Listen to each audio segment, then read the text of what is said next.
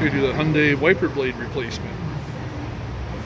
So if you look, there's a little tab right there. You're gonna push that up and slide it over. If I can do it one-handed.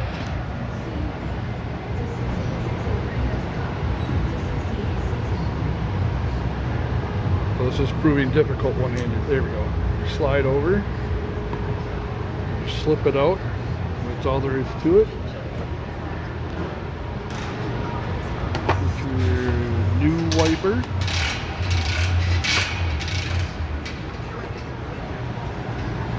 This one actually has like the indicator on it. So when this turns yellow, it's time to replace.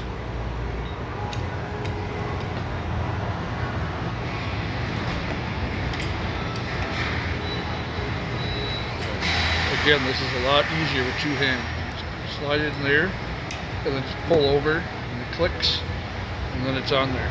Real easy to do, real fast, even easier with two hands.